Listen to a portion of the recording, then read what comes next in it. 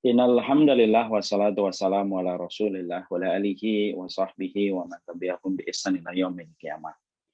Kepada seluruh para peserta pada kesempatan sore kali ini, yang semoga masing-masing dari kita dipanjangkan umurnya di dalam ketaatan, dan semoga pula kita senantiasa dipanjangkan umurnya di dalam ibadah. Tentunya yang senantiasa kita minta kepada Allah, yaitu supaya kita senantiasa diberikan oleh Allah petunjuk sebagaimana petunjuknya para nabi dan petunjuknya para rasul. Tidak ada perkara yang paling luar biasa berharga dalam kehidupan kita ketika hidup pada zaman fitnah, yang setiap orang berusaha untuk mengambil dan mencuri itu dari kehidupan kita. Tidak ada perkara itu kecuali adalah keimanan kita sesuai dengan petunjuknya para nabi dan para rasul. Inilah sesuatu yang paling berharga. Saking berharganya maka setan, dajjal, dajjal kecil, dan dajjal besar, mereka sejatinya tidak berhasrat untuk mengambil rumah kita, tidak berhasrat untuk mengambil mobil kita. Tetapi mereka sangat berhasrat untuk mengambil petunjuk dalam kehidupan kita. Karena mereka mengetahui betul inilah perkara yang paling berharga dalam kehidupan manusia. Semoga seiring kita memohon kepada Allah dipanjangkan umurnya di dalam ketaatan, seiring kita memohon kepada Allah kita dipanjangkan umurnya di dalam ibadah, seiring itu pula kita memohon supaya kita diberikan petunjuk sebagaimana petunjuknya para nabi dan para rasul, bukan hanya hari ini, tapi untuk besok. Bukan hanya untuk besok saja, tetapi untuk lusa ataupun hari ketika kita menutup mata, semoga kita tidak sekali-kali mati di hadapan kecuali kita beriman dengan disampaikan oleh Allah dan Rasul-Nya, dan semoga kita senantiasa beriman, iman yang dibenarkan oleh Allah dan Rasul-Nya. Alhamdulillah, tentunya senantiasa kita bersyukur pada kesempatan sore kali ini, Allah mempertemukan kita kembali di dalam majelis ilmu. Tentunya majelis ilmu merupakan salah satu di antara kenikmatan yang besar. Bermula dari taman-taman ilmu akan berakhir kepada taman-taman surga. Itulah yang kita harapkan dan itulah yang kita inginkan. Makanya siapapun yang hari ini di dalam keislaman, dia telah dicelup hatinya untuk cinta, condong kepada ilmu, menjadi petunjuk pada kehidupan, dan dia merasa nyaman dan dia merasa tenang ketika dipandu dengan ilmu dan petunjuk, maka sesungguhnya inilah orang-orang yang Masya Allah diberikan oleh Allah banyak kebaikan. Karena indikator keberkahan yang Allah berikan kepada kita, yaitu adalah ketika kita senantiasa diberikan oleh Allah kecintaan kepada ilmu, ilmu akan menghantarkan kita kepada petunjuk, dan petunjuk merupakan salah satu di antara tiket yang bisa menyelamatkan kita dalam kehidupan di akhirat. Kepada Allah kita bersyukur dan kepada Allah kita menggantungkan segala urusan kehidupan kita, dan semoga Allah tidak pernah meninggalkan kita walaupun sekejap mata. Amin insyaallah. Alhamdulillah, bersama dengan sahabat Wijaya pada kesempatan sore kali ini kita berjumpa pada kajian rutin kita. Kajian rutin membahas tentang menang melawan setan. Ini adalah pembahasan kita. Khusus pada kesempatan hari ini kita tidak menyampaikan materi di studio sebagaimana biasanya. Tapi kita menyampaikan materi pada kesempatan sore kali ini kita di rumah. Karena hari ini saya ingin menemani istri saya dari pagi sampai malam. Jadi tidak ingin jauh-jauh dari rumah terlebih dahulu. Insya Allah tanpa mengurangi keberkahan dan tanpa mengurangi kebaikan yang akan kita gelar ketika kita mengadakan majelis ilmu. Amin insya Allah. Sebelum kita mulai pada pembahasan kita, tentunya ada satu ayat yang patut untuk menjadi renungan bagi kita. Mari kita buka pada surat Al-Baqarah. Allah menyampaikan, Ya ayyuhalladzina amanu dkhulu fis-silmi kafah wala tatabi'u khutuwatis syaitan innahu lakum aduwwum mubin. Allah menyampaikan kepada kita, wahai orang yang beriman, masuklah kamu ke dalam Islam secara keseluruhan. Wala tatabi'u khutuwatis syaitan, janganlah kamu itu mengikuti langkah-langkahnya syaitan. Sesungguhnya syaitan itu merupakan musuh yang nyata. Dari ayat ini, surat Al-Baqarah 208, kita dapat memetik kita ini sebenarnya mendapatkan sebuah faedah yang indah yang disampaikan oleh Allah Subhanahu wa taala. Apa faedah yang kita peroleh ketika kita membaca surat Al-Baqarah ayat yang ke-208?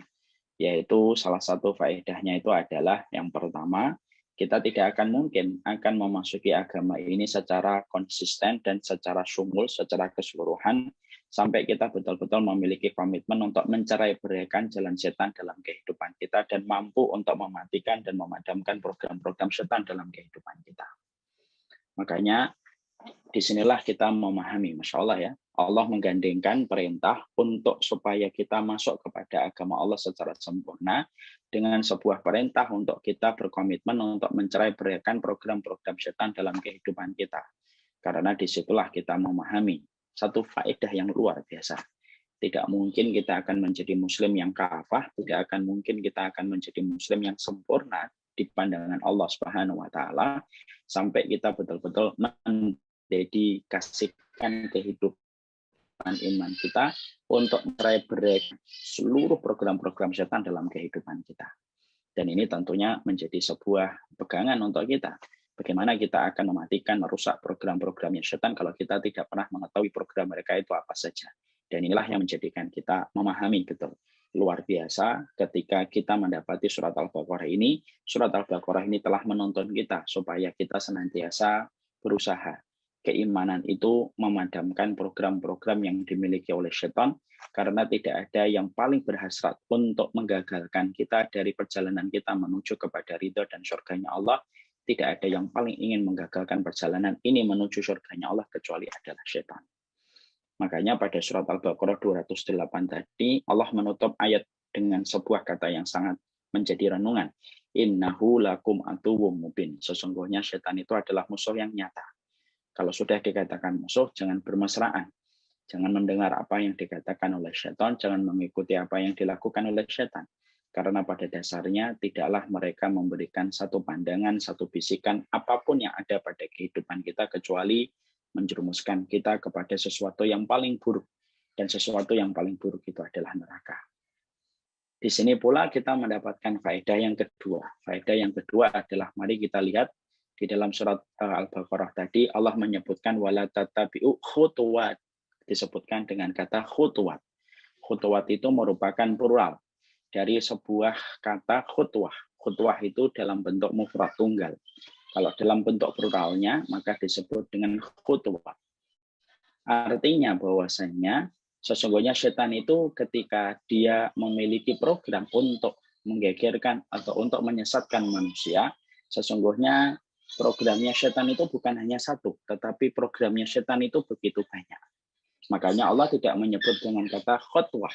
Khutwah itu satu langkah. Tapi Allah itu menyebutnya dengan kata khutwat. Khutwat itu artinya banyak. Berarti program-programnya yang dimiliki oleh setan itu adalah program yang begitu banyak. Ambisinya begitu banyak di dalam menjalankan permusuhan kepada orang yang beriman. Berarti setan itu bukan makhluk bodoh. Makanya setan itu adalah makhluk yang pintar. Dia belajar dari pengalaman dan tidak ada yang diinginkan yang menjadi obsesi terbesarnya kecuali satu. Menggagalkan kita untuk menuju kepada surganya Allah. Dan ingat, setan tidak pernah memiliki rasa belas kasihan. Setan tidak pernah memiliki rasa belas kasihan. Karena itu tidak dimiliki oleh setan perasaan tersebut. Kalaulah setan itu memiliki rasa belas kasihan, nah tentunya kita masih bisa berharap supaya setan itu mengasihi kita atau setidaknya kasihan kepada kita dan tidak menggelincirkan kita kepada jalan Allah, dari jalan Allah. Tapi setan itu selain pintar, terukur, terorganisir, tersistematik, setan itu juga tidak memiliki kasihan. Dan inilah yang menjadikan setan itu membabi buta, melakukan apa saja untuk menjalankan program-programnya, untuk menjalankan seluruh ambisi dan seluruh jebakan yang dia miliki dengan cuma satu harapan, dengan satu goals. Goals-nya adalah supaya kita gagal menuju kepada surga Allah. Nah inilah yang menjadikan kita akhirnya betul-betul merenungkan tentang ayat ini. Masya Allah ya, berarti ayat ini surat Al-Baqarah 208. Itu menegaskan kepada kita betapa besarnya permusuhan yang dibuat oleh setan. Tidak ada makhluk yang paling benci sama kita ketika kita melakukan kebaikan, ketika kita melakukan kebenaran, kecuali adalah setan. Walaupun kita dalam kondisi tidak melakukan apa-apapun, itu pun setan tidak akan pernah ridho dengan kehadiran kita. Karena dia tidak akan ridho melihat manusia sampai manusia itu diseret menuju kepada neraka.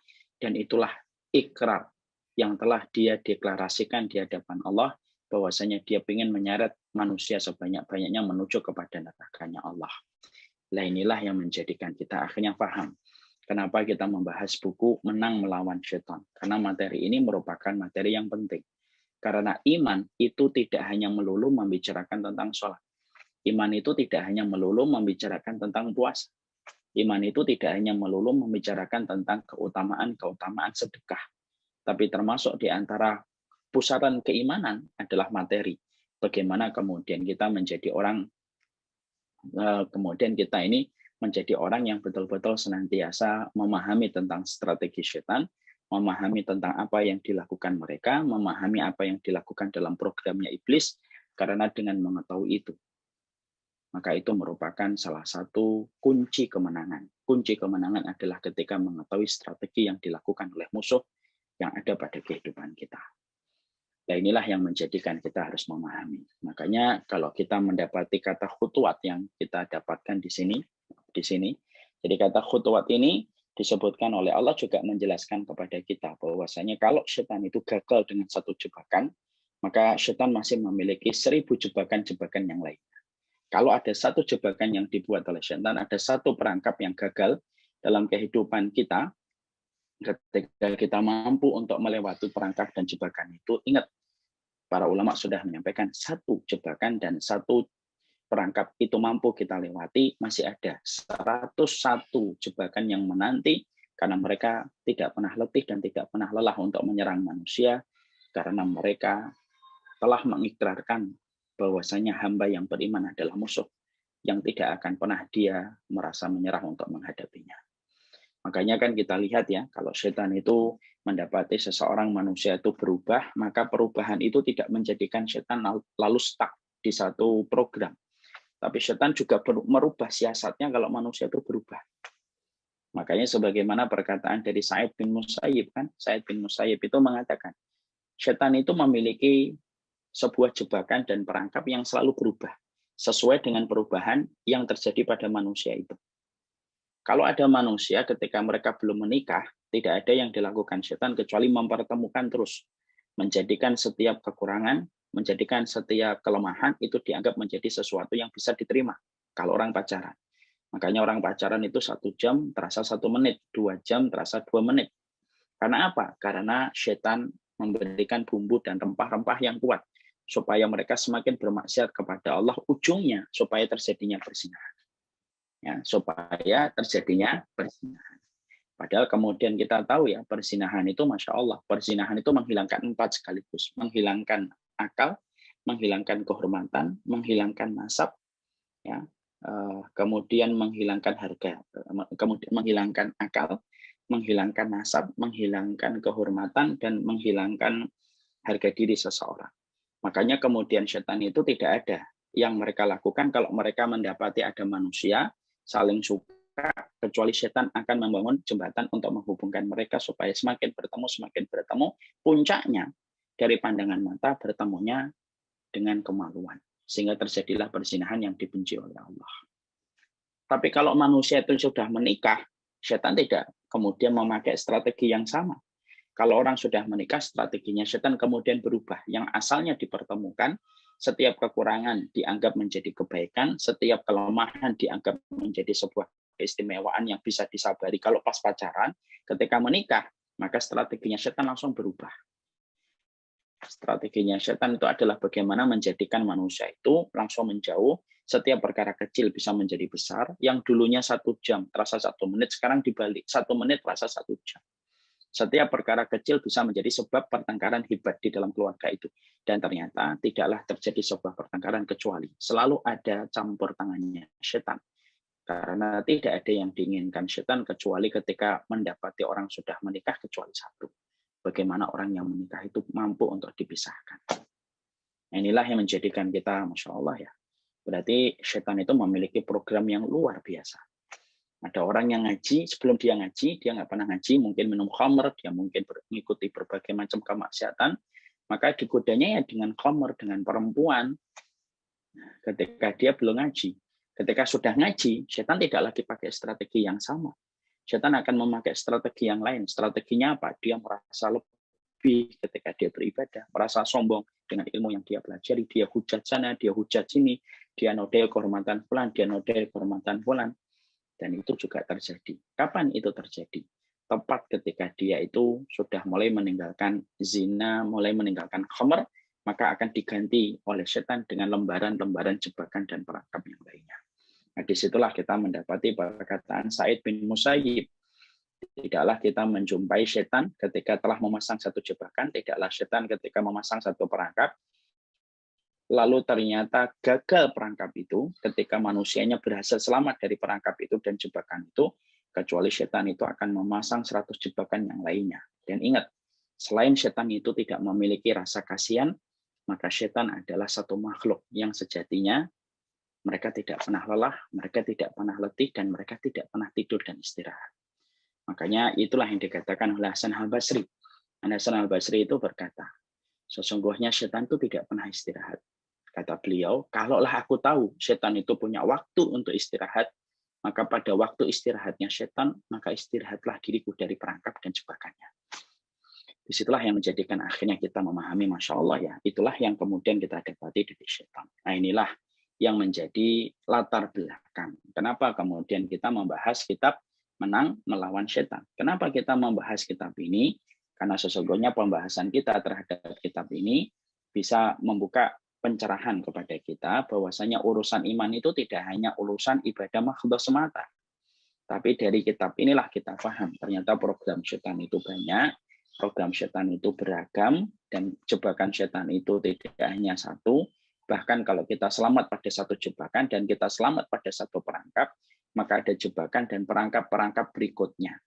Yang kalau kita tidak mendapatkan ilmunya dan tidak mendapatkan referensi tentang masalah itu, maka kemudian dikhawatirkan kita akan terperangkap. Karena biasanya orang yang tidak tahu akan lebih mudah untuk dikibuli. Orang yang tidak mengerti akan lebih mudah untuk ditipu. Dan itulah yang kita harus mengerti. Makanya kalau kita bertransaksi ada penipu, dia pasti akan mencari orang yang mudah ditipu. Kapan? Ketika orang yang akan ditipu adalah orang yang tidak tahu terhadap transaksi yang akan mereka lakukan. Maka ini mudah ditipu. Maka begitulah yang kita harus paham. Setan itu paling senang kalau ada di antara manusia yang mereka itu tidak pernah peduli tentang ilmu, tidak pernah mengkaji tentang petunjuk yang Allah sampaikan, salah satunya tentang apa yang dilakukan oleh setan, programnya apa. Kalau ini tidak pernah diketahui, kalau ini tidak pernah dipelajari, maka setan itu akan senang. Kenapa? Lebih mudah mengibuli dan lebih mudah menipu orang-orang yang tidak pernah memiliki basic referensi pada kehidupan mereka. Itulah yang kemudian menjadikan kita membahas tentang masalah ini. Setelah kita kemudian membahas ini, kita kemarin telah membahas, yaitu halaman yang ke-20.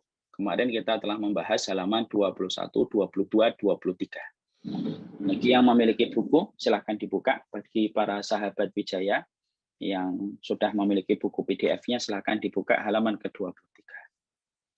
Di situ kemudian kita mendapati bahwasanya kemarin langkah-langkah dan jebakan yang dibuat oleh setan ketika menyesatkan manusia berpijak dengan apa yang dijelaskan oleh Imam Ibnu Qayyim. Imam Ibnu Qayyim itu mengatakan bahwasanya ada 6 langkah yang dilakukan oleh setan ketika setan itu berusaha untuk menggelincirkan manusia menuju kepada kesesatan. Yang pertama yaitu adalah setan itu akan menjebak kita dan memberikan perangkap kepada kita dengan kesyirikan dan kekufuran. Kalau kita selamat dari kesyirikan dan kekufuran, maka akan menjebak kita dengan perkara-perkara yang tidak sesuai dengan petunjuk Rasulullah, yaitu perkara bid'ah. Kalau kemudian kita selamat, maka kemudian setan itu akan menjebak kita dengan dosa-dosa besar. Dan kemarin kita sudah membahas tentang dosa-dosa besar itu bagaimana, penjelasannya apa. Dan kita sudah sampaikan, jangan sampai kita menjadi orang yang minimalis terhadap referensi dosa-dosa besar. Minimalis dalam rumah itu bagus, tetapi minimalis dalam ilmu akhirat itu ironis dan tragedi. Makanya inilah yang menjadikan kita mengetahui itulah 3 langkahnya setan ketika setan itu menjebak kita supaya kita masuk kepada perangkap kesesatan yang dibuat oleh mereka. Sekarang kita akan menginjak kepada yang keempat. Yang keempat, apa yang dilakukan oleh setan? Kalau ada seseorang itu dipasang perangkap dengan kesyirikan, dia mampu melompat, dia selamat. Dipasang dengan bid'ah, dia mampu untuk melompat dan dia mampu selamat. Kemudian dia dipasang lagi dengan dosa besar dan dia ternyata berkomitmen untuk meninggalkan dosa besar, maka setan itu tidak merasa gagal. Karena setan tidak pernah merasa gagal. Setan tidak pernah merasa gagal. Setan itu tidak pernah merasa letih. Maka setan itu kemudian akan memasang jebakan yang keempat. Jebakan yang keempat itu apa? Dosa-dosa kecil. Nah, ini kemudian akan dipasang oleh setan. Ranjau ini akan dipasang oleh setan. Supaya kemudian manusia yang mereka itu takut dengan dosa besar, dibuat bagaimana hatinya, pikirannya, supaya dia tidak takut berbuat dosa kecil. Tanpa disadari oleh orang yang melakukan dosa kecil, bahwasanya dosa kecil kalau diremehkan, maka bisa berakibat kepada dosa besar di sisi Allah Subhanahu wa Ta'ala. Makanya Rasulullah SAW memberikan perumpamaan yang sangat indah. Iyyakum wa muhaqqiratid dzunub. Sesungguhnya jauhilah kamu dari dosa-dosa kecil, kata Rasulullah SAW. Dosa-dosa kecil itu sebagaimana satu kaum yang mereka melakukan safar, lalu mereka singgah pada satu tempat. Ketika mereka singgah di satu tempat, mereka akan membuat api unggun. Mereka kumpulkan ranting-ranting yang mereka bisa kumpulkan dari dahan-dahan yang berjatuhan dari pohon. Ranting-ranting itu tampaknya kecil, tampaknya juga tidak sebagaimana kayu yang gede. Ranting, cuma ranting. Tapi semakin banyak ranting yang dikumpulkan, maka semakin besar nyala apinya. Dan itulah perumpamaan dosa kecil. Makanya kemudian Masya Allah, sesungguhnya Rasulullah SAW sudah mengingatkan kita.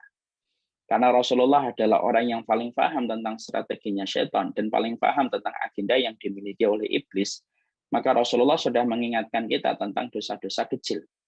Diingatkan tentang dosa-dosa kecil itu. Makanya kemudian dikatakan, hati-hatilah terhadap dosa-dosa kecil. Karena bisa jadi ada seseorang itu yang dia itu merasa jijik melakukan dosa besar. Dia tidak mau berzina, dia tidak mau minum khamar, dia tidak mau untuk menghujat, dia tidak mau makan riba, dia tidak mau untuk membunuh, dan lain sebagainya dari dosa-dosa besar yang kita kaji pada pertemuan kita sebelumnya. Maka sesungguhnya setan itu ternyata, Masya Allah, setan itu akan memasang jebakan, dosa-dosa kecil. Supaya dosa-dosa kecil itu dilakukan dan terus dikerjakan. Lama-lama, toh jatuhnya menjadi dosa besar juga. Nah inilah yang menjadikan kita akhirnya memahami. Makanya salah satu ulama, Syekhul Islam Ibnu Taimiyah itu pernah ditanya, mana yang lebih baik?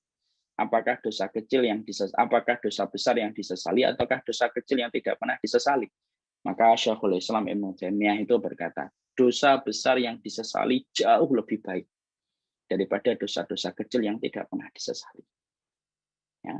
Makanya Masya Allah, orang-orang terdahulu, mereka itu kalau sudah melihat dosa, mereka tidak pernah memperdulikan dosa kecil atau dosa besar.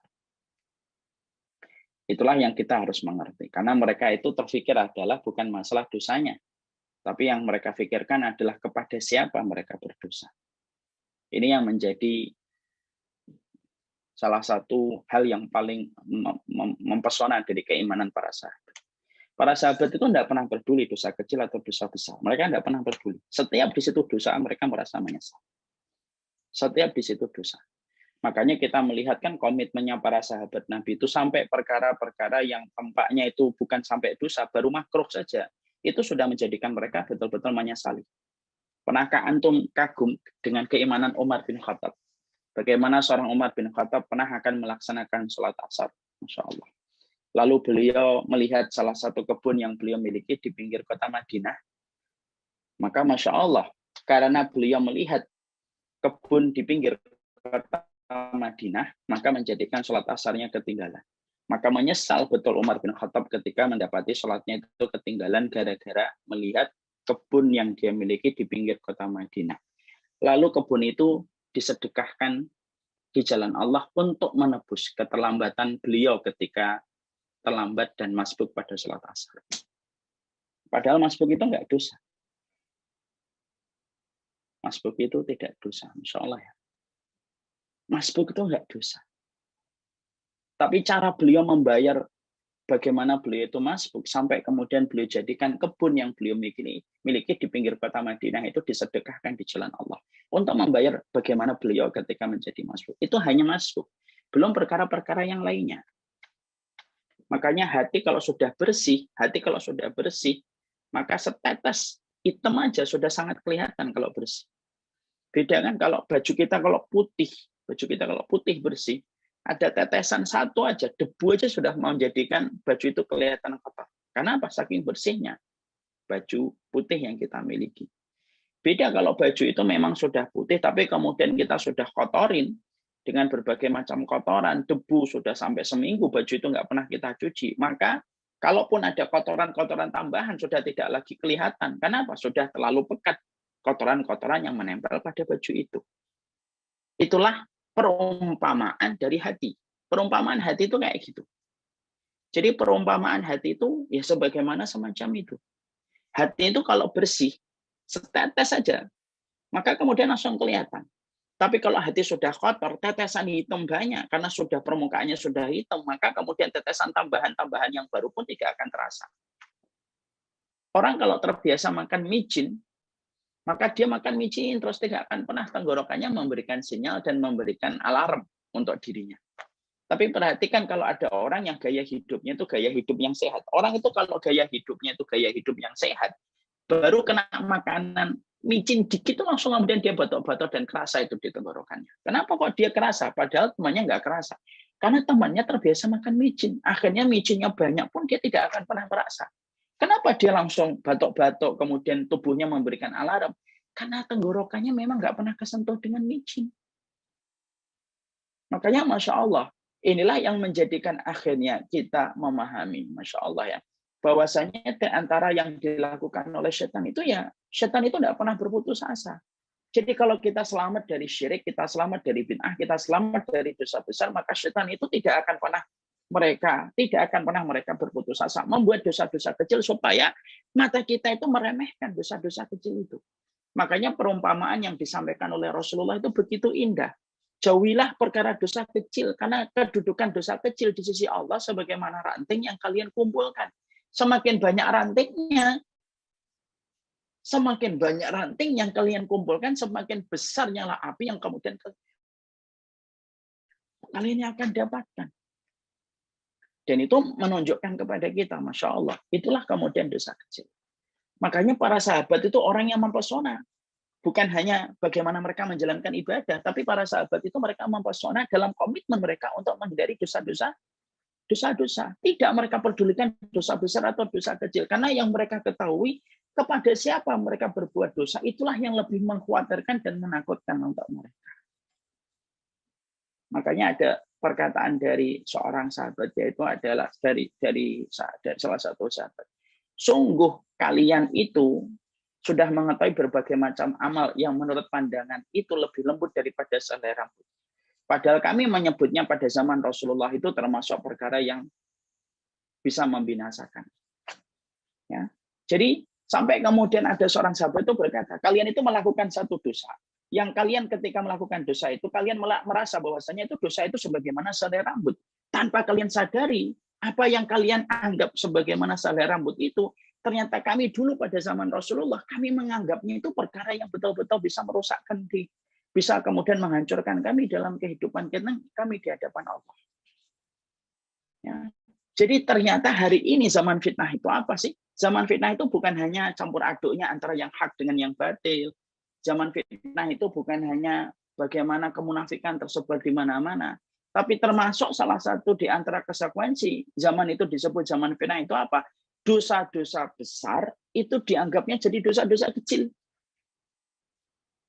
Yang mana ketika ada orang yang melakukan dosa besar itu seakan-akan itu bukan dosa besar, itu dosa kecil biasa aja, nggak usah ketakutan, biasa aja hidup itu nggak usah ekstrim, nggak usah berlebihan. Padahal bisa jadi ketika itu terjadi pada zaman Rasulullah Shallallahu Alaihi Wasallam, bisa jadi masalah itu masalah yang membuat mereka nggak bisa tidur. Itulah di antara zaman fitnah hari ini kan.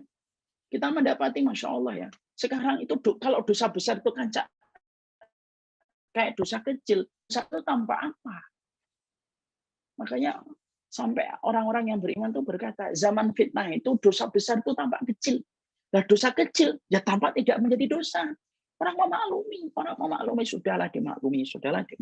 Dan akhirnya menjadi sebuah tatanan dan tuntunan dosa-dosa kecil itu sebagaimana dosa-dosa besar menjadi tatanan dan menjadi tuntunan. Padahal kemudian kita harus paham. Jangan remehkan sesuatu yang kecil. Karena bisa jadi yang kecil itu akan merusak banyak perkara dalam kehidupan kita. Makanya kemudian kita akhirnya dapati setidaknya ada 4 perkara. Dosa kecil itu bisa akhirnya menjadi dosa besar. Dan kita harus tahu 4 kondisi. Yang mana dosa kecil itu bisa menjadi dosa besar, sadar atau tidak sadar. Ya. Jadi kalau kemudian kita itu melakukan dosa, walaupun itu asalnya dosa kecil, misalkan memandang, lalu kita anggap itu dosa kecil, lalu kemudian kita terus melakukannya. Maka itu bisa menjadi dosa besar. Insya Allah. Maka kemudian apa 4 kondisi? Ketika dosa kecil itu bisa menjadi dosa besar. Ketika kemudian kita melakukan 4 kondisi tersebut. Ya. Yang pertama, dosa kecil itu bisa menjadi dosa besar ketika sudah menjadi kebiasaan dan dilakukan terus-menerus. Ya. Maka kemudian kalau sudah dilakukan terus-menerus dosa kecil itu, maka kemudian dia menjadi dosa besar. Makanya kemudian kita mendapati ada salah satu riwayat la kabirata ma'al istighfar wala saghirata ma'al israr. Tidak ada dosa besar kalau selalu disertai dengan istighfar setiap waktunya. Dan tidak ada dosa kecil kalau dilakukan secara terus-menerus. Dosa kecil, asalnya dosa kecil. Makanya kemudian la kabirata ma'al istighfar, la saghirata ma'al israr. Tidak ada dosa besar jika dihapus dengan istighfar. Dan tidak ada dosa kecil kalau dilakukan secara terus-menerus. Ya. Makanya setan itu selalu menganggap bahwasanya setan itu menjadikan manusia itu memiliki sebuah konsep kesimpulan. Alah dosa kecil, enggak apa-apa.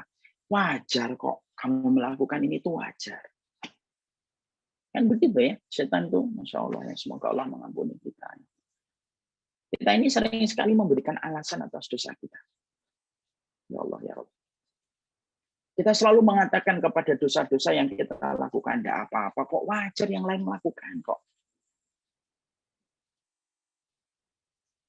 Padahal dosa-dosa kecil kalau sudah kita berikan perwajaran, kemudian kita sudah memberikan permakluman, kita maklumi dosa-dosa kecil itu. Enggak ada dosa kecil kalau sudah dimaklumi. Enggak ada dosa kecil kalau sudah dilakukan terus-menerus, sebagaimana tadi yang dikatakan oleh Rasulullah, sebagaimana ranting. Kamu kumpulkan semakin besar semakin banyak. Bisa jadi ranting itu kekuatan nyala apinya bisa mengalahkan kayu yang paling besar. Karena kayunya cuma 1, ada pun ranting yang dikumpulkan dari seluruh penjuru. Dari timur, barat, utara, selatan dikumpulin. Dan akhirnya menjadi dosa besar.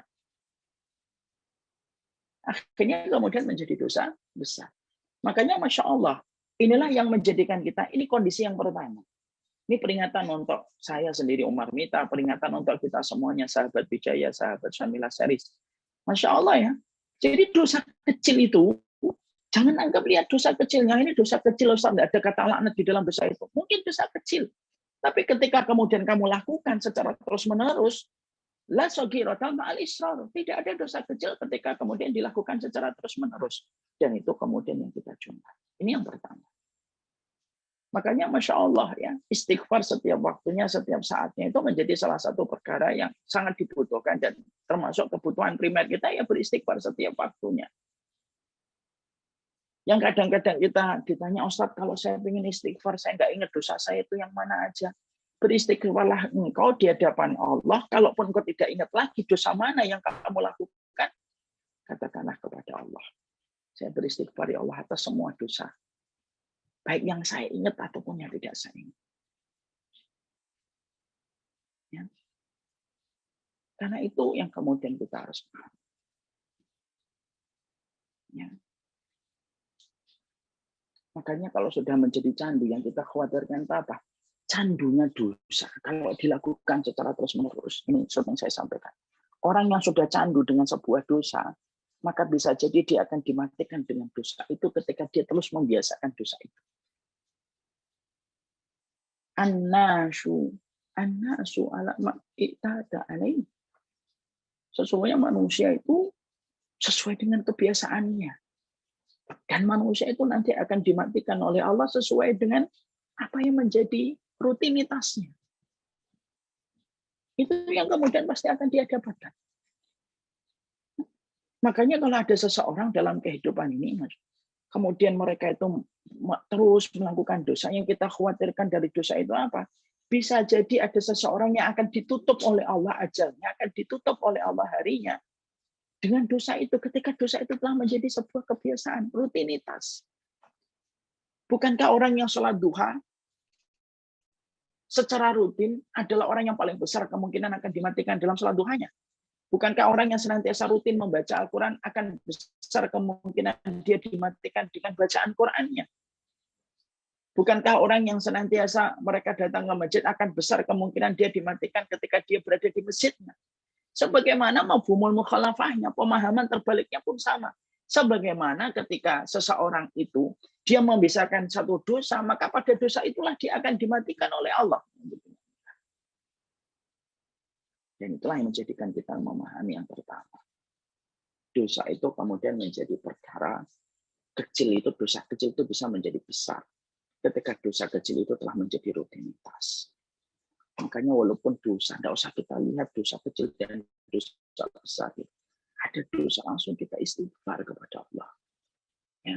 Abdullah bin Mas'ud itu berkata, Innal mu'mina yarau dunubahu ka'ala jabalan yakhafu alaihi wa annal fajira yarau dunubahu kadubabin ala antihi fayaqulu hakadha fatara. Makanya kemudian sampai kemudian kita mendapati ada salah satu perkataan seorang Abdullah bin Mas'ud, orang mukmin itu melihat dosanya sebagaimana dia di puncak jurang yang dia khawatir akan terperosok. Adapun orang yang banyak dosa itu melihat dosanya itu sebagaimana lalat yang berputar-putar di depan hidungnya, lalu dia gerakkan tangan ketika lalat itu terbang, dia sudah lupa dengan dosa itu. Ya.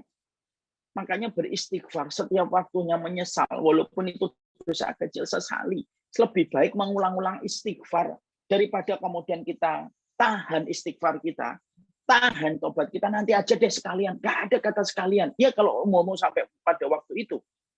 Makanya yang paling baik itu apa? Setiap kita melakukan dosa, setiap kita melakukan kemaksiatan, beristighfarlah kamu kepada Allah. Karena Allah itu paling senang ketika manusia itu beristighfar. Allah itu paling senang ketika manusia itu mereka itu bertobat kepada Allah Subhanahu wa taala. Walaupun diulang-ulang setiap waktunya, itu lebih Allah senangi daripada orang yang sengaja menahan istighfarnya. Lalu kemudian dia katakan, daripada nanti saya masih melakukan terus, kalian nanti aja deh. Sekalian nanti aja deh. Itu justru malah kemudian tidak dicintai oleh Allah. Makanya ada satu riwayat Muslim, ada seorang hamba melakukan dosa, lalu dia bertobat. Allah berfirman, hambaku ini berdosa dan bertobat. Karena tahu aku adalah Zat yang Maha Pengampun. Aku ampuni. Dia berdosa lagi, bertobat lagi. Allah berkata kembali, hambaku ini berdosa, bertaubat, berdosa lagi, bertobat. Karena tahu aku adalah Zat yang Maha Pengampun. Aku ampuni lagi. Dia berdosa lagi. Lalu kemudian dia bertobat lagi. Allah mengatakan hambaku ini berdosa, bertaubat, berdosa, bertobat, berbuat dosa lagi, bertobat lagi. Karena dia tahu aku adalah Zat yang Maha Mengampuni dan Maha Pengampun. Aku ampuni lagi. Lalu dia berbuat dosa kembali, bertobat kembali. Allah berfirman, "I'malu ma syi'tum fa inni qad ghafartu lakum." Berbuatlah apa saja.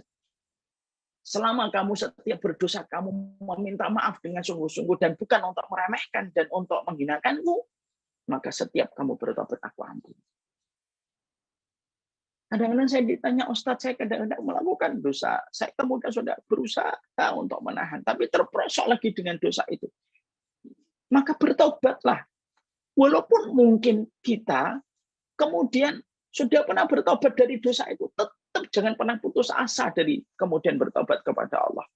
Selama niat kita melakukan dosa itu bukan untuk meremehkan. Kecuali kalau kemudian ada orang yang berbuat dosa itu, lalu kemudian dia merasa, "Alah, tidak apa-apa, nanti Allah Maha Pengampun." Ini beda di sisi Allah. Kalau ada orang sudah menahan dari dosa, dia menahan, dia tahan, tapi kemudian hawa nafsunya yang berkolaborasi dengan setan akhirnya memperosokkan dia sampai kemudian dia melakukan dosa itu, kemudian dia bertobat, lalu dia menahan lagi, tapi terperosok kembali. Berapapun dia bertobat, selama tobatnya bukan untuk meremehkan Allah, selama itu pula pasti akan diampuni oleh Allah. Makanya itulah yang menjadikan kita memahami dosa kecil itu bisa menjadi dosa besar kalau dilakukan secara kontinu dan dicanduin setiap saatnya. Yang kedua, kapan Kapan dosa itu akan menjadi besar, dosa kecil itu? Kalau kemudian orang itu meremehkan dosa itu di hadapan Allah. Ya. Jadi kalau kemudian ada orang, lalu dia meremehkan dosa itu, walaupun itu dosa kecil, karena dia meremehkan itulah yang akhirnya menjadikan itu menjadi dosa besar. Dia berkata, "Alah, enggak apa-apa, masalah kayak gini wajar kok." Dia memaklumi, dia memberikan permakluman sama dirinya, udahlah enggak apa-apa semacam ini. Dia dimaklumin aja gitu. Oh, wajar. Lalu kemudian dia meremehkan dosa kecil itu. Maka yang menjadikan akhirnya dosa kecil itu menjadi besar itu bukan karena dosa kecilnya, tetapi karena dia meremehkan. Saya ambilkan sebuah contoh. Kita memiliki seorang teman, memiliki satu kesalahan. Kesalahannya sebenarnya masih bisa kita maafkan. Ya, contohnya dia meminjam motor kita nggak bilang. Ya, dia pergi kemana-mana, kita nyari motor karena nggak ada yang bilang pinjam sama kita kerepotan, khawatir. Mana motor saya ya? Setelah kita nyari setengah jam, dia datang. Dia kembalikan, ini motornya nih. Lupa saya tadi ngomong minta izin, saya pergi ke sana. Terus kemudian kita bilang, ya Allah, mau lain kali ngomong sebentar, karena apa sih? Kan bisa WA. Alah, gitu aja kok. Santai aja, kan ini masalah cuma dipinjem motor aja kayak gitu. Santai aja, nggak usah kayak gitu. Kita yang asalnya akan memaafkan itu jadi susah memaafkan. Mungkin kesalahan teman kita kecil, yaitu adalah dia lupa untuk meminta izin. Ketika kita ingatkan, harusnya tuh lain kali izin aja. Mesti aku izinin kok. Cuma WA aja, WA sebentar kan enggak apa-apa gitu. WA sebentar kan enggak apa-apa gitu. Dianya malah kemudian ketawa-ketawa, nyindir-nyindir kita, lalu kemudian mengatakan kepada kita ini sok lebay, sok berlebihan. Kamu itu baru dipinjemin motor setengah jam aja, walaupun saya lupa bilang, dianggapnya masalah kayak gituan aja. Santai aja, udah cuma motor gini, harganya motor berapa sih nih paling-paling? Motor second kayak gini paling-paling 5 juta. Nanti kalau hilang saya bayarin deh. Saya ganti 10 deh kalau motor cuma gini doang. Kira-kira kita sebagai orang yang tadi asalnya akan memaafkan, susah nggak kita memaafkan? Susah. Kenapa? Dia meremehkan kesalahannya. Itu contoh. Kenapa kemudian dosa kecil itu bisa menjadi sesuatu yang besar di sisi Allah kalau sudah diremehkan? Kalau sudah diremehkan, tidak apa-apa. Dan setan itu selalu akan membuat syair-syair hati. Dia akan membuat sajak-sajak jiwa. Supaya kemudian syair-syair hati itu apa? Memaklumi dosa itu. Ya nggak apa-apa. Kecil kok. Allah Maha Pengampun. Allah Maha Tahu. Alah gini aja juga Allah pasti juga nggak terlalu nganggep kok. Santai aja deh. Meremehkan itu sama kayak teman kita. Hanya kesalahannya kecil karena dia lupa mengatakan pinjam. Tapi karena dia meremehkan, bahkan menganggap murah motor kita. Lalu dia berkata, kalau hilang saya akan ganti 10 deh motor kayak gini. Masalah kecil jadinya gede kita antara kita dengan dia. Kenapa? Dia sudah meremehkan motor kita, dia sudah meremehkan kelalaiannya, bahkan kemudian dia tidak menganggap itu menjadi perkara untuk menjadi evaluasi bagi dirinya. Itulah dosa kecil kalau kemudian kita ini nggak pernah sesali. Kan sering ya, antum dan saya sering nggak mendengar sajak-sajak yang dibuat oleh setan. Lah biasa, normal. Siapa sih manusia yang berbuat dosa? Santai aja, nyantai. Nanti kapan-kapan kemudian kita akan tobat deh. Itu syair-syairnya setan. Itu prosa-prosa indahnya iblis.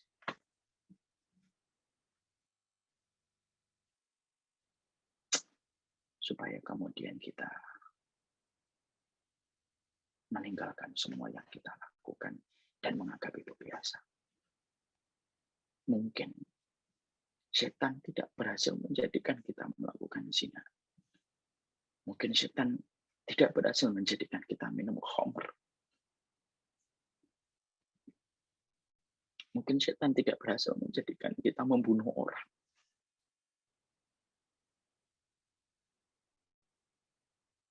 Tapi justru kita sering sekali meremehkan dosa. Yang bisa jadi dosa itu lebih besar dari dosa-dosa besar yang kita sebenarnya sudah selamat. Tapi kita nggak sadar terbuai dengan prosa, sajak, dan syair-syair indahnya syaitan.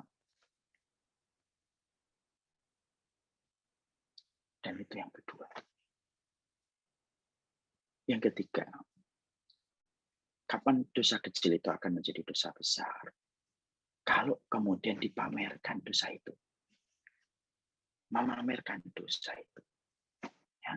Makanya kemudian Rasulullah Shallallahu Alaihi Wasallam menyampaikan, kullu ummati mu'afan illal mujahirin. Makanya pada salah satu riwayat itu disebutkan oleh Rasulullah, kullu ummati mu'afan. Sesungguhnya setiap umatku itu akan diampuni oleh Allah. Kecuali orang-orang yang mereka itu melakukan jahar. Di antara bentuk jahar itu apa? Mu'afan itu, mujahirin itu apa? Mujahirin itu orang yang melakukan dosa. Ditutupi sama Allah.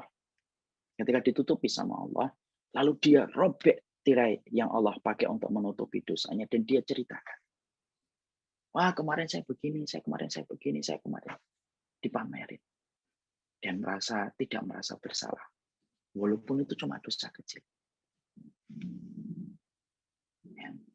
Wah, saya kemarin itu ini dia gini begini gitu. Dipamerin, bangga. Allah itu paling tidak suka. Allah itu paling tidak senang. Siapa orang yang Allah tidak senang?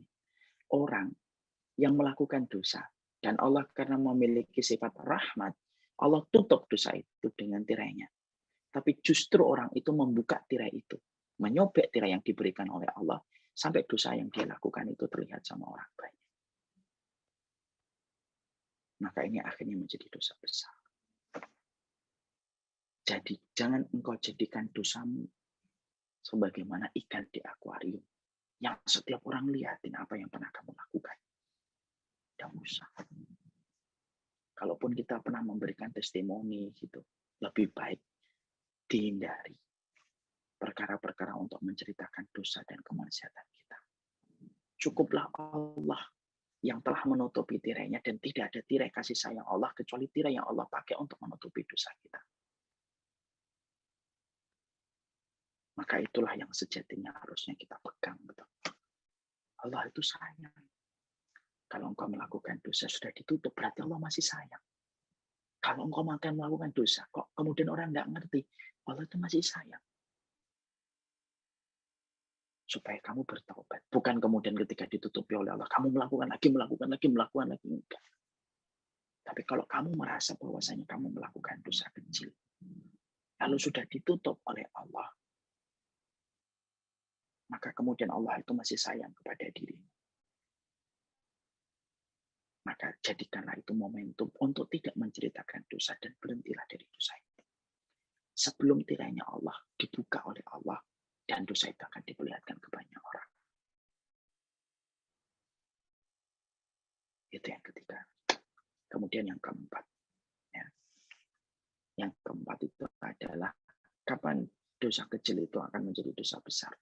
Kalau dilakukan sama orang, lalu diikuti orang banyak. Waman sanna fil islami sunnatan sayyi'atan fafu'ila biha ba'dahu kutiba alaihi mislu wizri man amila biha wala yanqusu min auzarihim syai'a. Maka kalau siapapun yang melakukan satu amalan yang jelek, lalu amalan itu diikuti sama orang banyak, maka akan dicatat dosanya. Semisal itu, dari orang-orang yang mengikuti dosa itu tanpa mengurangi dosanya sedikit pun orang yang melakukan. Makanya kalau dosa kecil sudah di-package, lalu kemudian dijadikan menjadi sebuah program, dosa kecil itu diikuti oleh banyak orang, maka pastikan itu akan menjadi sebuah dosa besar. Ya. Karena itulah yang menjadikan akhirnya seseorang itu akan mendapatkan dosa dari orang yang mengikutinya, tanpa mengurangi dosa dia sendiri. Inilah yang menjadikan kita akhirnya memahami. Masya Allah. Yang kita harus selalu merenungi adalah bukan masalah dosanya, tetapi kepada siapa kita berdosa. Makanya dosa kecil bisa menjadi dosa besar dengan 4 perkara. Dilakukan terus-menerus. Ada unsur untuk meremehkan, menyampaikan dan menceritakan dosa itu kepada orang banyak. Atau dijadikan tren yang diikuti oleh banyak orang. Maka itu semua akhirnya dosa kecil itu menjadi dosa besar. Nah, inilah yang menjadikan kita akhirnya memahami. Inilah yang menjadikan kita beristighfar setiap waktunya, setiap saatnya. Bertobat kepada Allah setiap saatnya. Bertobat kepada Allah setiap waktunya. Karena pada dasarnya, dalam perkara itulah kemudian kita akan senantiasa mampu selamat dari jebakan setan. Jebakan setan itu adalah salah satunya ketika akan menjebak kita dengan dosa-dosa kecil yang diremehkan. Dosa-dosa kecil yang dibuat tampak biasa. Nah, inilah yang kemudian yang kita harus pahami. Itulah yang keempat. Setelah kemudian yang keempat ini kita selamat, maka kemudian langkah setan yang kelima itu apa? Langkah setan yang kelima itu akan menyibukkan kita secara konsisten dengan perkara yang mubah. Ya. Jadi kemudian kalau kemudian kita itu dalam kondisi ketika kita terperangkap oleh setan, maka sesungguhnya orang yang terperangkap oleh setan itu adalah dia menganggap berlebihan secara perkara yang mubah. Perkara mubah itu kalau dilakukan secara wajar, maka menjadi satu hal yang boleh. Tapi kalau kemudian dilakukan secara berlebihan, maka sesungguhnya itu yang akan menjadi perangkapnya setan. Hati-hati ya, perkara mubah itu ada waktunya dan ada takarannya. Kalau sudah melampaui takaran yang ada, maka kemudian akhirnya akan menjadi sebuah dosa dan itu menjadi perangkapnya setan. Banyak orang yang mereka itu selalu mengatakan, mubah nggak apa-apa. Tapi kalau mubah berlebihan, akhirnya menghilangkan banyak kebaikan dan keberkahan. Contoh kita ngobrol itu mubah. Tapi ketika ngomongnya dan ngobrolnya bukan pada tempatnya, ini akan menjadi perkara yang dibuat oleh setan. Di majelis ilmu, malah sibuk ngobrol. Dia tidak memperhatikan apa yang disampaikan. Mubah sebenarnya. Omongannya mana? Omongannya itu kemudian mubah. Omongannya perkara mubah. Tapi karena tidak ngerti tempat, nggak kemudian ngerti kondisi, maka tanpa dia sadari itu juga merupakan bagian dari perangkapnya setan. Ya. Jadi inilah yang kemudian menjadikan kita harus paham. Ada orang yang hobinya tuh ngomong aja. Nggak pagi, nggak siang, nggak malam, ngomong. Bahkan di majelis ilmu pun masih sibuk untuk bicara. Tidak tahu kapan menempatkan sesuatu, kapan menempatkan kondisi, kapan menempatkan tempat. Itu nggak ngerti. Dan dia selalu mengatakan, boleh-boleh aja kan. Gitu. Memang betul. Boleh-boleh aja gitu. Tapi kamu tidak tahu tempatnya. Dia nggak ngerti gitu. Makanya saya ingatkan ini bagi yang suka ngobrol gitu di banyak tempat gitu. Sampai di majelis ilmu masih ngobrol. Itu maunya apa gitu. Di majelis ilmu itu masih ngobrol, ngomong gitu. Ya. Maka kemudian tuh yang dicari apa sih? Makanya kadang-kadang saya tuh suka bingung gitu. Ada orang datang jauh-jauh ke majelis ilmu, tapi setelah kemudian di majelis ilmu itu malah sibuk buka handphone. Memang betul sih buka handphone itu mubah gitu. Tapi ketika kamu melakukan secara berlebihan dan tidak pada tempatnya, maka itu merupakan bagian dari setan juga. Ngomong itu mubah, memang betul. Nulis itu juga mubah gitu loh. Ya, nulis itu juga mubah gitu loh. Tapi harus tahu tempat gitu loh. Harus punya rasa malu. Oh, ini malu ada kalimat Allah, ada kalimat Rasulullah yang disampaikan. Saya kemudian tidak akan sibuk dengan ngobrol. Walaupun itu perkara mubah. Banyak orang yang kemudian mereka itu sibuk dengan perkara-perkara mubah gitu, tanpa mereka sadari bahwasanya itu termasuk perkara besar. Dan itu menjadi jebakan setan. Setan mungkin tidak kemudian setan itu kemudian mungkin tidak akan kemudian menggoda kamu dengan perkara-perkara yang sifatnya dosa-dosa besar. Tapi setan itu pasti akan menggoda kamu dengan perkara-perkara mubah yang kamu remehkan. Ya. Dan salah satu yang sering saya lihat itu adalah nggak pandai menempatkan kapan harus ngobrol. Ngomong setiap waktunya gitu. Nulis setiap waktunya, nggak tahu tempat, nggak tahu kemudian kondisi gitu. Bahkan di majelis ilmu masih ngomong terus. Ini termasuk perkara mubah, tetapi kemudian dibuat oleh bagian dari perangkapnya setan. Ya. Kita lihat juga kemudian dalam perkara-perkara yang lainnya. Ada orang yang punya hobi, tapi hobinya berlebihan. Habis waktunya untuk ngurusin hobi, motor kah, kemudian sepedanya. Walaupun memang punya hobi itu boleh. Diperbolehkan dalam Islam. Cuma Imam Ibnu Qayyim itu berkata, jangan sampai melampaui batas. Kalau sudah melampaui batas, maka itu akan bisa merusak. Dan itu yang dilakukan oleh setan. Jadi setan itu kemudian akan kemudian semacam itu. Nah, itu yang kemudian kita dapati dari langkahnya. Makanya kemudian inilah yang menjadikan kita memahami betul gitu. Jadi perkara-perkara mubah itu hati-hati. Banyak perkara mubah itu yang akhirnya dianggap itu mubah, tetapi ketika dianggap itu mubah, dia itu berlebih-lebihan. Nggak ngerti takaran, nggak ngerti tempat, nggak ngerti kondisi, nggak ngerti posisi. Dan akhirnya menghilangkan keberkahan dirinya dan menghilangkan marwah dirinya sendiri. Ya, apapun itu, perkara mubah tetapi kemudian disibukkan terus. Ngomong-ngomong boleh, tapi kan harus ngerti takarannya. Harus ngerti ukurannya, harus ngerti posisinya, harus ngerti kondisinya, harus ngerti waktunya. Main sosmed, sama, sosmed itu mubah. Tapi kalau sudah berlebihan, itu perangkapnya setan. Hobi, mubah, tapi kalau sudah berlebihan, maka itu menjadi perangkapnya setan.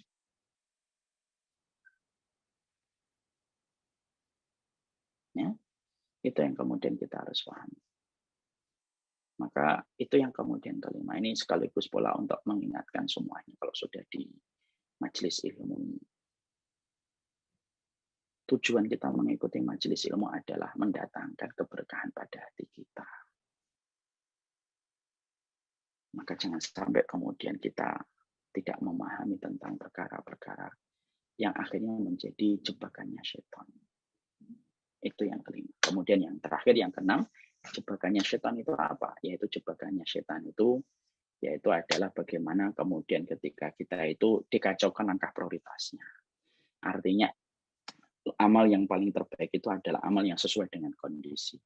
Nah, kacau langkah prioritasnya.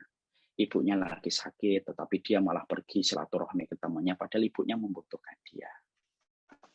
Itu namanya sibuk dengan perkara kecil, tetapi luput dari perkara besar. Ya. Nanti untuk masalah ini, Masya Allah, nanti kita akan sampaikan dalam pertemuan kita pekan depan. Semoga Allah memberikan rahmat untuk kita, memberikan berkah untuk kita, dan semoga Allah memberikan petunjuk dalam setiap kehidupan kita. Allah alam bisawab, ini yang dapat kita sampaikan bersama dengan sahabat Wijaya pada kesempatan hari ini. Semoga Allah memberikan keberkahan dalam setiap urusan kehidupan kita. Wassalamualaikum Muhammad, walhamdulillahirabbil alamin. Assalamualaikum. Saya serahkan kembali kepada Abu Rakib. Masya Allah, jazakumullah khair Ustaz. Kita buka sesi tanya jawabnya. Insya Allah. Ini yang pertama Ustaz.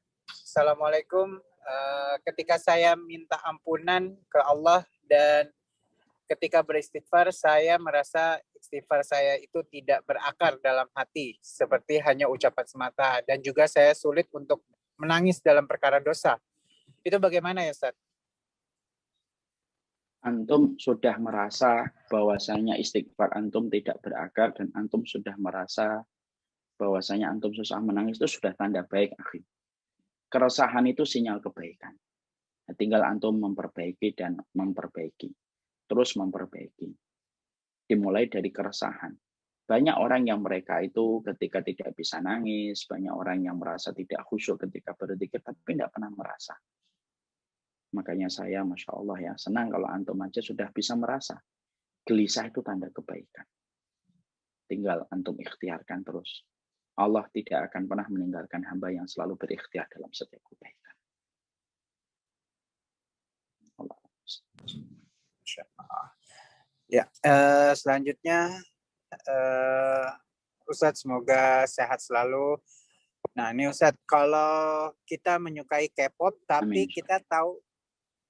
kita tahu batasannya hanya suka untuk selingan aja Ustadz. Apakah menyukai K-pop itu tidak apa-apa? K-pop apa ya? Itu. Laki-laki atau perempuan? Anonymous Ustadz. Kita ini ketika ngelihat lawan jenis secara terus-menerus dan mengagumi fisiknya, bukankah itu juga sebuah dosa kecil? Ya. Dan itu akan menjadi dosa besar ketika terus-menerus kita lakukan. Dan menjadi dosa besar ketika kita sudah mulai membayangkan. Mana ada orang yang melihat lawan jenis, apalagi orang yang tidak beriman sama Allah dan Rasul-Nya.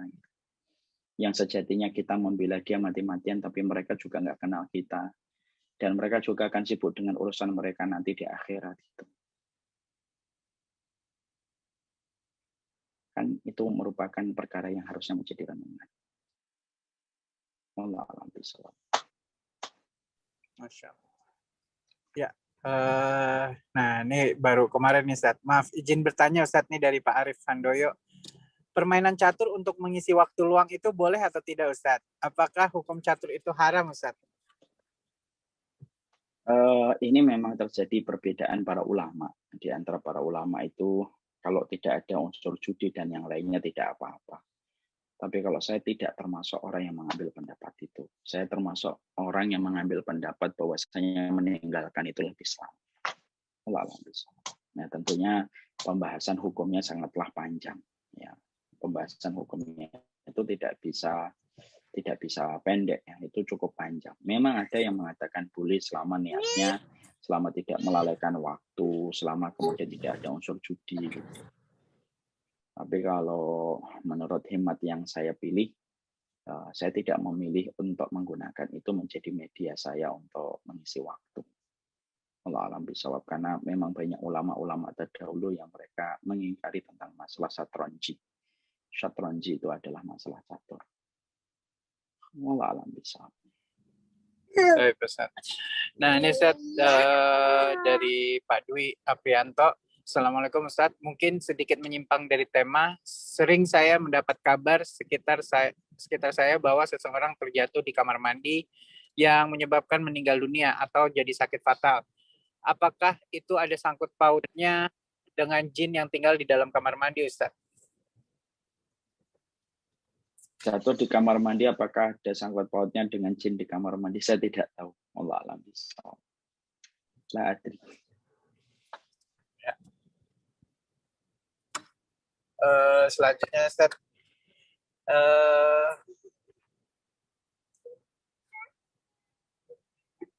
Izin bertanya, merayakan ulang tahun atau milad termasuk langkah setan yang mana Ustaz? Bid'ah atau dosa kecil? Syukran Ustaz. Ya, kalau bagi kita yang sudah mengetahui ilmunya, kan Rasulullah tidak melakukan itu. Sebaik-baik contoh itu adalah contoh yang kita ambil dari Rasulullah SAW. Makanya kalau kemudian kita sudah mendapatkan contoh dari Rasulullah, ngapain kita ngambil contoh yang lainnya? Teman-teman saya masih ada yang melakukan. Ya, mungkin mereka belum mengerti, mungkin mereka meninggalkannya pelan-pelan. Husnudon aja. Tidak usah kemudian kita merasa lebih baik, lalu kita menyesatkan juga enggak. Tetapi yang kita harus paham adalah Rasulullah tidak melakukan. Kalau Rasulullah tidak melakukan, lalu alasan apa yang kita harus hadirkan untuk melakukan? Saya tidak hafal tuh kelahiran istri saya. Basa-basi. Tanggal lahirnya anak-anak saya juga saya nggak hafal. Kenapa? Karena keistimewaan seseorang di hati saya itu bukan berdasarkan kepada hari tanggal lahirnya. Sebagaimana orang tua saya nggak pernah ingat kelahiran saya. Tapi saya tahu bahwasanya mereka telah memberikan yang terbaik dengan apa yang mereka bisa lakukan. Nah, sekarang itu kan kadang-kadang sudah terlalu berlebihan. Kalau ada seorang suami lupa tanggal istrinya, maka marah, sebagaimana sebaliknya. Ya, menurut saya hal semacam itu sudah berlebihan. Tapi kalau saya ditanya, gimana Ustaz melakukan itu? Kan Rasulullah tidak melakukan. Rasulullah cinta banget sama Abu Bakar. Tidak ada manusia yang paling dicintai oleh Rasulullah kecuali Abu Bakar. Tapi Rasulullah tidak pernah mengucapkan hari milad kepada Abu Bakar. Ya, saya sih sesimpel itu melihatnya. Wallahu a'lam bishawab.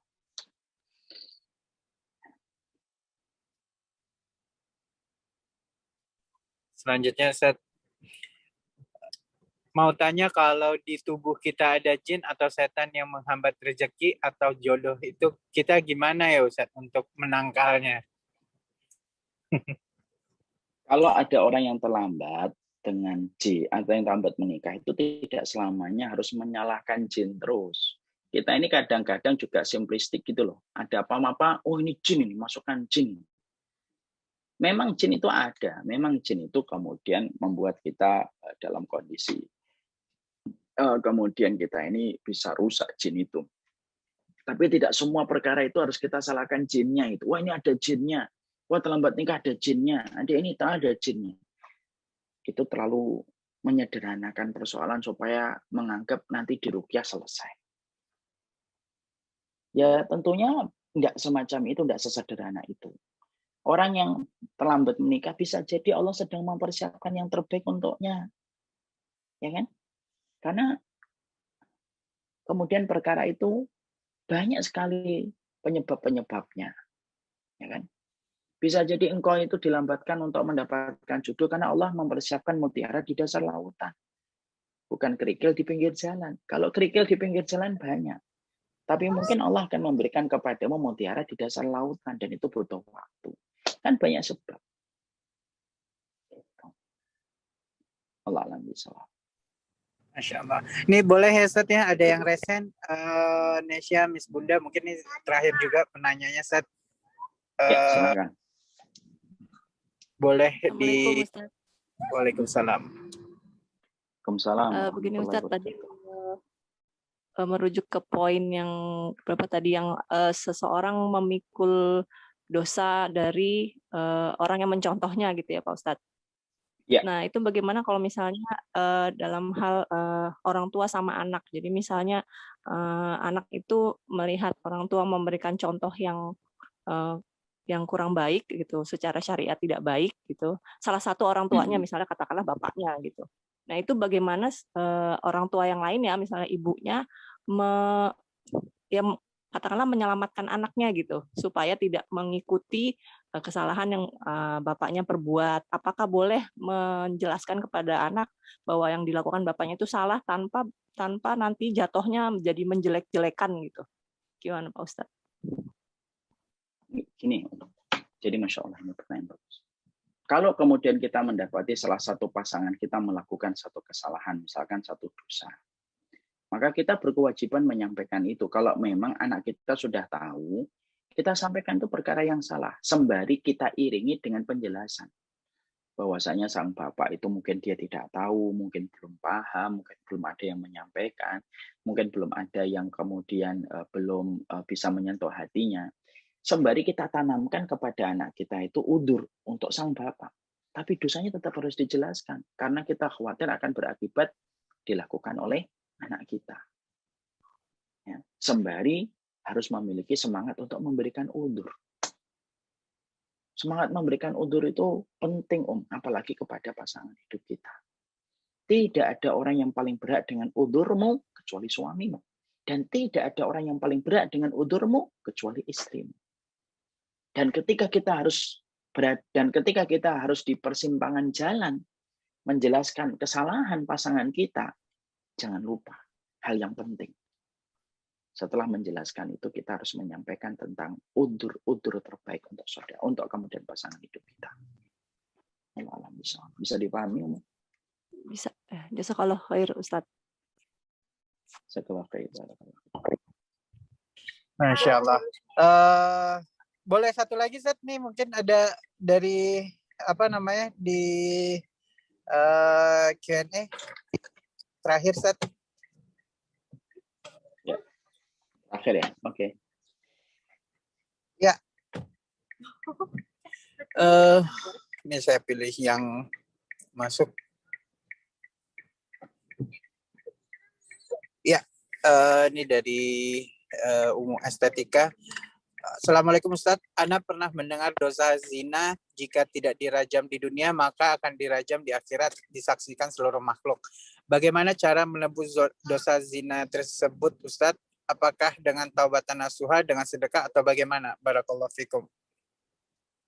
Ya, cara untuk menghapuskan dosa zina adalah betul-betul bertaubat, menyesali, meninggalkan komunitas yang menjadikan dia melakukan zina, kemudian dia betul-betul memperbaiki dengan ketaatan yang dia kerjakan. Lalu dia lakukan banyak kebaikan, salah satu di antara niat yang melakukan kebaikan itu, yaitu adalah untuk menghapuskan dosa zina yang pernah dia lakukan.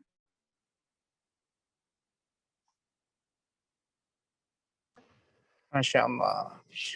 Ya, mungkin itu tadi pertanyaan dan jawaban terakhir dari Ustadz. Insya Allah kita berjumpa kembali nanti, insya Allah di kesempatan lainnya, insya Allah di Sahabat Wijaya di Menang Melawan Setan episode berikutnya. Dan kami mengingatkan kembali ya Ustadz ya, ini karena Rod Aleta ini sudah semakin dekat, tinggal menghitung hari. Ya, untuk Rod Aleta tinggal menghitung hari, tinggal 5 hari lagi. Tinggal 5 hari lagi dan pendaftaran segera ditutup. Bagi yang belum mengikuti kajian kita, bagi yang belum mendaftar Aleta untuk Allah, sensasi menyelami doa 40 robbana di dalam Al-Quran, segera mendaftar. Sebelum nanti insya Allah akan ditutup sekitar 4-5 hari lagi. Insya Allah sudah hampir 3.700 lebih ya yang sekarang mengikuti, dan kami akan tutup pada angka 4.000 supaya memaksimalkan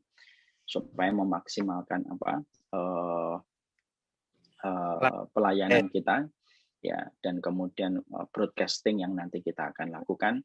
Pastikan kemudian mendaftar, segera untuk mendaftar sebelum nanti ditutup, nanti baru nanya bisa dibuka lagi atau enggak. Biasanya sering sekali kayak gitu ya. Silahkan cepat mendaftar, ikuti kajian Letter to Allah 12 hari berturut-turut secara online untuk membahas dan membedah 40 robbana yang luar biasa dalam kehidupan kita, supaya Ramadan kita menjadi Ramadan yang luar biasa. Ramadan yang luar biasa itu adalah Ramadan yang selalu disertai dengan doa-doa yang khusyuk dari hati yang khusyuk. Masya Allah. Nah, itu bisa dilihat cara mendaftarnya, bisa klik linknya di situ bit.ly/Aleta. Ya. Atau itu ada nomor handphonenya yang bisa di WhatsApp, insya Allah bisa dibantu sama adminnya. Dan itu saja, dan mari kita cukupkan dengan baca hamdalah, alhamdulillahirrabbilalamin, dan kita tutup dengan doa kafaratul majelis. Subhanakallahumma wa bihamdika asyhadu an la ilaha illa anta astaghfiruka wa atubu ilaik. Wassalamualaikum warahmatullahi wabarakatuh. Waalaikumsalam warahmatullahi wabarakatuh.